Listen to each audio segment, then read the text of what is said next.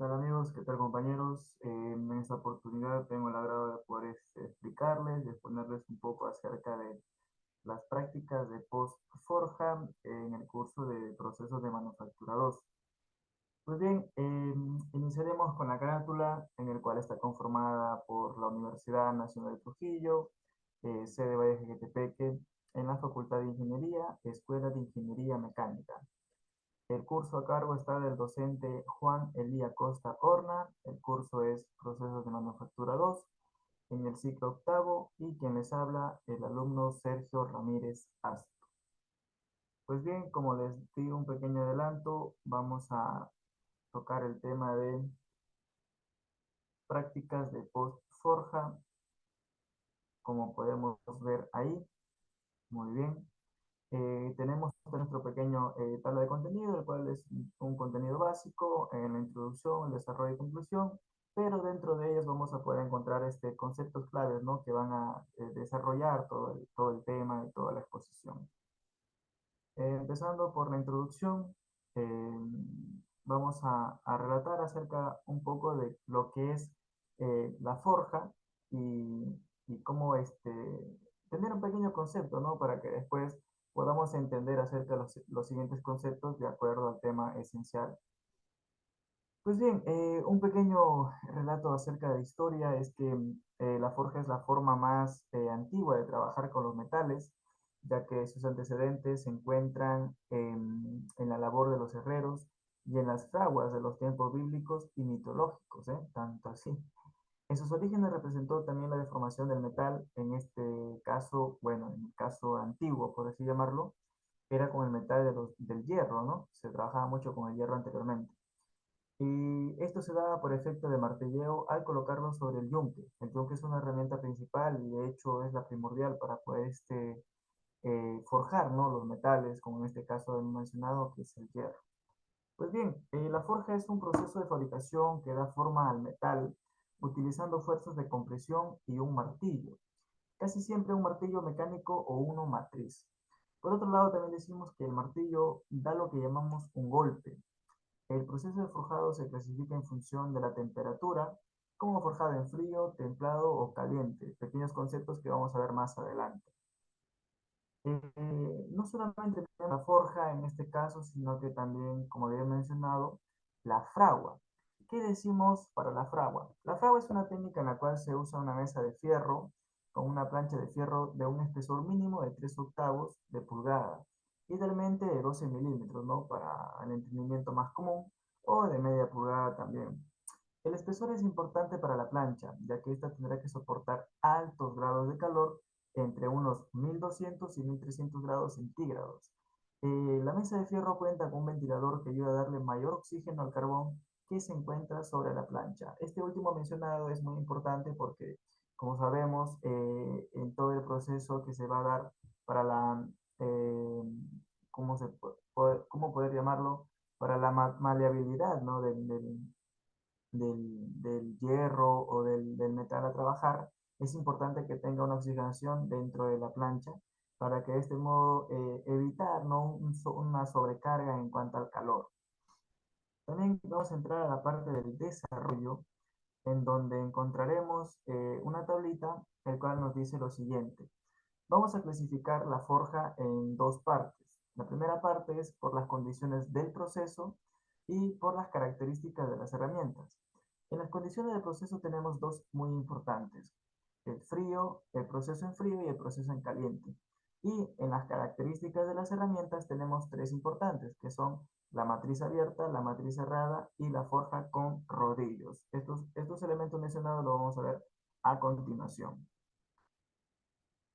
Tenemos aquí también, como había mencionado antes, por las condiciones del proceso. Decimos que tenemos forja en frío y forja en caliente.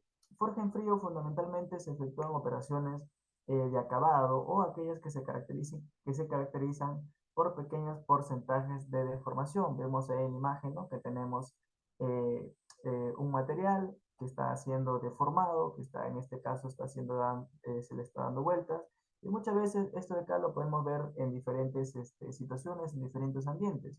Por ejemplo, esto me recuerda mucho al diseño que tiene, ¿no? Lo que cubre la ventana, todo ese fierro que viene doblado y tal. Entonces podemos deducir que esto ha sido trabajado con un proceso, pero en un proceso forjado en frío, ¿no? Como se puede ver ahí. Ahora vamos a lo siguiente, que es la forja en caliente. Decimos con un dato preciso que el 90% de piezas forjadas son hechas con este método. Con el calentamiento correcto de la pieza se mejora la capacidad de esta para cambiar de forma y dimensiones sin que se presenten fallas o agrietamiento. Muchas veces hemos visto o tenemos la idea de que cuando se forja en caliente podemos darle muchas formas al material, muchas formas al elemento, y como se menciona ahí, ¿no? Como dato principal, que el 90% de las piezas forjadas son hechas con este método, ya que facilita la maleabilidad, facilita que se pueda deformar, que se le pueda dar una forma según uno lo requiera o una forma deseada. Vamos a pasar ahora vamos a pasar a las características de las herramientas. En esta parte vamos a encontrar tres importantes, como ya lo había mencionado antes. Tenemos la forja de matriz abierta o libre, forja de estampa y la forja con rodillos. En la forja de matriz abierta o libre vamos a decir que es el tipo de proceso el cual se emplea para producir formas simples en poco tiempo y con un bajo costo. Esto es debido a que carecen de detalles y dimensiones. Para este caso vamos a decir, ¿no? De que, por ejemplo, queremos producir, queremos hacer, queremos desarrollar o queremos fabricar algún elemento que sea de una forma simple. Puede ser una plancha, puede ser algo recto, qué sé yo, ¿no? Tantas cosas que se pueden hacer con forma, que se pueden producir de forma simple y con algo importante que es una ventaja también, que es el bajo costo para poder producir. Ahora vamos por la forja de estampa. En este proceso se utiliza una matriz, dado o estampa con una o varias cavidades de la geometría de la pieza. El impacto de la masa a la presión del émbolo sobre la pieza de trabajo la obliga a llenar todo el hueco de las matrices coincidentes. Esta es para la forja de estampa. Ahora tenemos la forja con rodillos. Este proceso se emplea para reducir la sección transversal de barras, razón por la cual se aplica en operaciones de preforma para la posterior forja en estampa. Entonces decimos que ambas se van a relacionar, tanto la forja en estampa como la forja con rodillos. Pues bien, ahora pasamos a la siguiente parte. En este tenemos datos importantes después de la forja. Pues bien, en esto se remonta más acerca de lo que es nuestro tema, ¿no? Los datos importantes después de haber forjado el material. Pues como dato tenemos los siguientes. Se debe considerar la cuestión del manejo de la pieza generalmente, o sea, cómo vamos y cómo estamos manejando, ¿no? Las piezas, cómo es que la estamos trabajando, cómo es que si es la manera adecuada, la manera correcta para poder lograr al final el objetivo, ¿no? Que es darle una forma deseada. Otro dato importante es que antes de dejar que la pieza se enfríe y se transforme, se necesitan varios factores, los cuales incluyen el tipo de acero utilizado, si se empleó o no desgasificación al vacío, que es un trabajo también que importa mucho en este tipo de forjados, para la fabricación, el tamaño de la forja y como último el tipo de tratamiento térmico posterior a la forja, o sea, qué tratamientos térmicos hemos utilizado, qué tratamientos térmicos vamos a utilizar también para que se dé, ¿no? Este tipo de piezas y que ésta no pueda efectuarse algún daño, alguna grieta o alguna deformación no deseada. Son datos importantes que estamos viendo. Continuando con los datos importantes, también decimos que, por lo general, se permite que las piezas forjadas de acero inoxidable austenítico se enfríen al aire, ya que después de completar la forja, a menos que sean lo suficientemente pequeñas como para un recocido en solución directo, pueda apagar la temperatura de esta forja, ¿no? También decimos que se debe permitir la transformación de las forjas ferríficas en enfriamiento después de la forja, pero hay algo importante aquí, que existen peligros al hacer esto, ya que teniendo en cuenta que la escama solo se puede ocurrir después de una incubación. O sea que en este caso hay que tener bastante cuidado con las forjas ferríficas, ¿no? De acuerdo al enfriamiento que se da dentro de la forja. Por otro lado, decimos también que el ciclo posterior a la forja debe permitir que se produzca una transformación sin peligro, sin daños y sin riesgos. ya que antes de la introducción a la desgasificación al vacío, este a menudo implica un enfriamiento controlado de la forja por debajo de la temperatura crítica. Quiere decir que tenemos que tener una temperatura adecuada para poder introducirlo, ¿no? Ya al tema o al proceso de la desgasificación al vacío. También un punto importante ya a conocer. Siguiendo con la exposición, vamos a ir a una parte en la cual decimos forja insatisfactoria para algunos aceros. Hemos considerado tres, en los cuales son los siguientes. Decimos que dependiendo de la forma de la forja, especialmente cuando los tamaños de las secciones varían ampliamente, los productos de transformación pueden variar considerablemente de una parte de la forja a otro, o al menos esto solo se puede afectar negativamente al mecanizado. Entonces decimos que va a depender mucho de la forma de la forja que se está dando y especialmente en las secciones que varían ampliamente, ¿no? Ya que los productos en la transformación pueden verse de alguna manera afectados o puede que de uno repercute a otro, ¿no? La cual va a afectar obviamente negativamente al proceso de mecanizado en el cual se le está dando la forma, se le está dando un pequeño retoque para después darle el acabado. Tenemos aquí los siguientes que es, dependiendo también del tamaño de la sección de la forja, su composición y el retraso antes del procesamiento posterior, es posible que puedan producirse grietas durante el calentamiento para un tratamiento térmico de calidad superior. Si bien es cierto, también dentro de la forja y dentro de los procesos que se forja un material, se forja un elemento, vamos a encontrar varios tipos de problemas, varias situaciones, ¿no? Y en este caso, como se menciona, vamos a encontrar eh, algunas grietas, ¿no? Que se producen de acuerdo a varias condiciones secundarias, por así llamarlo, ¿no? Ya que depende mucho también acerca del tamaño de la sección de la forja, su composición y, como se menciona aquí también, ¿no? El retraso antes del procesamiento posterior. Y como último punto que hemos considerado, decimos que dependiendo del tamaño también de la sección, su eficiencia en la desgasificación al vacío y particularmente por la composición.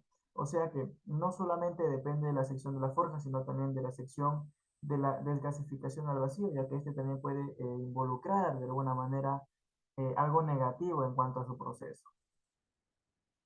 Una parte tenemos aquí también que hemos considerado son los materiales usualmente forjados, ¿no?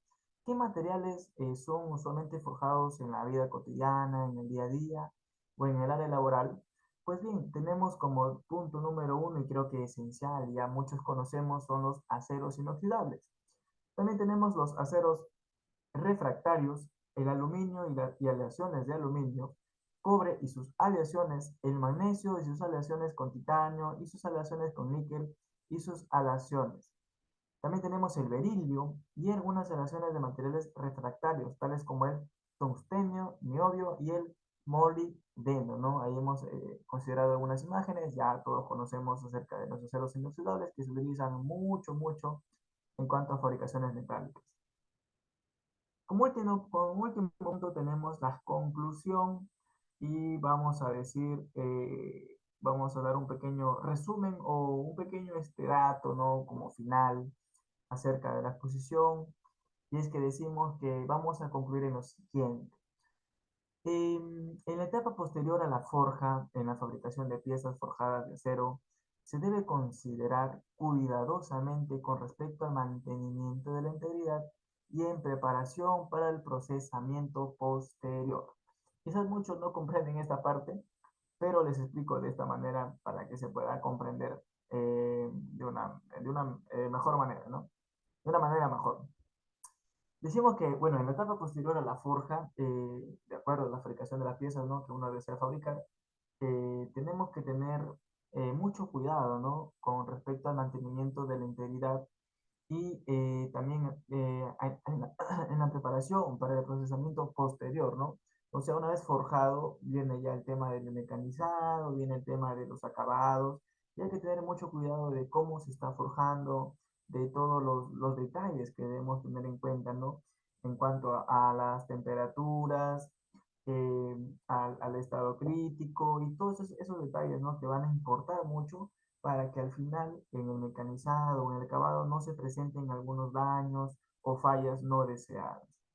Por otro lado, y finalmente decimos que la estructura forjada puede ser bastante tosca dependiendo también de la temperatura de acabado del forjado, aunque la resistencia a la tracción puede no verse afectada negativamente, ya que la ductilidad y la tenacidad pueden haber sufrido de esta manera. De otro modo, las propiedades típicas, así llamadas, anticipadas, pueden estar ausentes. Pues bien, espero que les haya agradado el tema, espero que hayan podido recopilar algunos datos importantes, que hayan conocido un poco más acerca, ¿no? de las prácticas que se hacen en la post-forja, es decir, después de haberse forjado, y llevarse, ¿no? Un pequeño conocimiento, un pequeño dato, un pequeño alcance, ¿no? De acuerdo al tema de las forjas. Y bueno, ¿no? Espero que esto les sirva y de alguna manera apliquen ese conocimiento para poder enseñar a otros que quizás no conocen mucho de estas cosas, pero que sin embargo se encuentran, ¿no? En nuestra vida cotidiana, se encuentran en los fierros, en las ventanas, en las mesas, y no solamente en el ámbito del hogar, ¿no? Sino que también en grandes fábricas, en grandes empresas, que es muy importante conocer de esto, pues, ¿no? Y nada, me despido de ustedes, espero que les haya gustado y ojalá y nos veamos en un próximo video. Muchas gracias.